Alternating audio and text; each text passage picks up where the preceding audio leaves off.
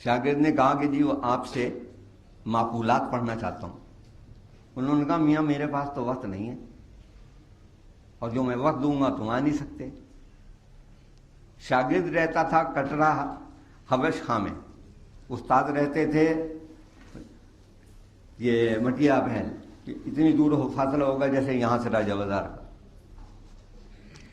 شاگرد نے کہا جی آپ ٹائم تو بتائیں. کہنے لگے تہجد کے وقت آ جاؤ. اب ظاہر اس زمانے میں تو تانگا ہے نا کوئی سائیکل ہے نا موٹر ہے، وہ زمانے کی بات کر رہا ہوں. ان کا جی میں آ جاؤں گا. تو وہ تہجد کے لیے وقت پڑھنے جانے والا کس وقت چلتا ہوگا؟ اور ایک دن کی بات انہوں نے سنائی کہ بارش ہو رہی تھی اور وہ گئے پڑھنے، استاد کے دروازے پر کھٹکھٹایا تو اندر سے آواز آئی میاں سید زادے آج تو میری طبیعت کچھ پڑھانے کو چاہ نہیں رہی، کل آنا. سلام کر کے واپس آ گئے. آپ میں کسی میں حوصلہ ہے اس عمل کو دہرانے کا؟ اور اس نے 5 سال دہرایا. تو یہ علم جو ہم حاصل کرتے ہیں یہ پیسے دے کے حاصل ہوتا ہے، اور جتنے پیسے دیتے ہیں بس اتنا علم حاصل ہوتا ہے، تربیت کوئی حاصل نہیں. تو لہذا بات یہ ہے کہ وہ تو اچھے آدمیوں کے پاس بیٹھنا اور اچھے آدمیوں کی صحبت اختیار کرنا، اس کے لیے تو بڑے پاپڑ بیلنے پڑتے ہیں. اور الحمدللہ یہ پاپڑ ہم نے بھی بیلے ہیں. ہم کسی یونیورسٹی میں پڑھ کے نہیں آئے، کسی کالج میں پڑھ کے نہیں آئے، لیکن الحمدللہ یونیورسٹی میں پڑھاتے ضرور ہیں.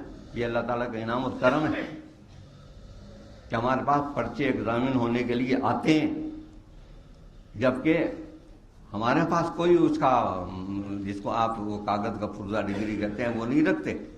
تو بنیادی بات یہ ہے کہ ہم نے وہ کام کیے ہیں اپنے اساتذہ کے ساتھ، اور ہمارے اساتذہ نے یہ سمجھا کہ یہ شاگرد جو ہے وہ ہے جو دراصل میری نیک نامی کا باعث ہوگا. لہذا اس نے اپنا پورا علم عطا کرنے کے لیے اخلاقیات کو سب سے زیادہ اہم سمجھا. میں کل اپنے بیٹے سے کہہ رہا کہ تم نے تو اسکولوں کالجوں میں پڑھا ہے، مجھے ایک بات بتاؤ کوئی کتاب اخلاقیات پر بھی پڑھی؟ اس نے کہا جی کوئی نہیں.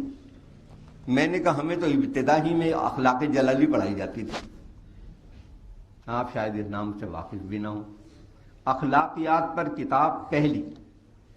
میں جن صاحب کے پاس پڑھنے بیٹھا میں نے ان سے گرامر پڑھنے کی بات کی ہے عربی کی. انہوں نے کہا میاں میں تو پہلے خلاصہ قیدانی پڑھاؤں گا. بہت اچھا. خلاصہ قیدانی بہت مختصر سا رسالہ ہے، اس میں صرف نماز پڑھنے کا سنت کے مطابق طریقہ درج ہے. بہت پرانے زمانے کی تحریر ہے. میں نے ان سے پوچھا کہ میں تو گرامر پڑھنے آیا ہوں، اس کے پڑھانے کا؟ کہنے لگے گرامر پڑھانے پہ مجھے ثواب کوئی نہیں ہوگا، اس کے پڑھانے میں مجھے ثواب ہوگا، اس لیے میں پہلے یہ پڑھاؤں گا پھر گرامر پڑھاؤں گا. تو مدعا یہ نہیں کہ یہ کہ اچھا آدمی، اچھی صحبت، اچھا اخلاق پھر آخرت کی اس پشیمانی سے نجات دیتا ہے کہ جس میں آدمی کہتا ہے کہ وَيَوْمَ يَعُضُّ الظَّالِمُ عَلَى يَدَيْهِ، اپنے ہاتھ کاٹ کے کہتا ہے کہ کاش میں نے رسول کی مخالفت نہ کی ہوتی، اور یا ویلتا لیتنی لم اتخذ فلانا خلیلا، اور فلاں آدمی کی صحبت میں اختیار. لقد اضلنی عن الذکر بعد اذ جاءنی، اس نے مجھے گمراہ کیا. جو ذکر میرے پاس آیا تھا میں نے اسے مان کے نہیں دیا. وَقَانَ الشَّيْطَانُ لِلْإِنسَانِ خَذُولًا، اور شیطان تو بڑا ہی دغا باز ہے، بڑا ہی بے وفا ہے. اس پر اعتبار کرو گے تو مارے جاؤ گے. یہ مختلف روپ میں آتا ہے، آرزوؤں کے روپ میں آتا ہے، تمناؤں کے روپ میں آتا ہے، معاشرے کی قدروں کے روپ میں آتا ہے. کبھی کہتا ہے ماحول کا دباؤ ہے، کبھی کہتا ہے حالات کے تقاضے ہیں، کیا کریں جی بیٹی رکھی ہوئی ہے، بیٹی ہے، اس ماحول کے مطابق نہیں بنائیں گے تو رشتہ کہاں سے آئے گا، اور بیٹا ہے تو یہ اگر اسے ماحول کے مطابق نہیں بنائیں گے تو اسے بیٹی کون دے گا. یہ رشتے تو اللہ آسمان اوپر کرتا ہے. میں نے ایک بچی کا نکاح پڑھایا اور اس کے نکاح کے خطبے میں یہ بات بطور خاص کہی. پڑھی لکھی لڑکی تھی اور پردہ کرتی تھی. اس زمانے میں سب سے بڑا عذاب پردہ کرنا ہے. جنہیں پردے والی چاہیے انہیں پردے والی نہیں ملتی. اور باقی جس نے میں نے وہ لوگ دیکھے ہیں کہ شادی ہونے سے 3 دن پہلے ابا نے بیٹی کا برقع اتروا دیا. میں نے کہا خدا کا خوف کر کیا کر رہے ہو؟ کہنے لگے وہاں جا کے تو اتارنا ہی اس نے. تو میں نے کہا وہاں جا کے اتارے گی تو عذاب ان کی گردن پہ ہوگا، تیری عذاب تیری گردن پہ تو نہیں ہوگا. تو میں نے اس کا نکاح پڑھتے ہوئے کہا وہ رشتہ اس کے لیے امریکہ سے آیا تھا اور وہ وہاں انجینئر تھا.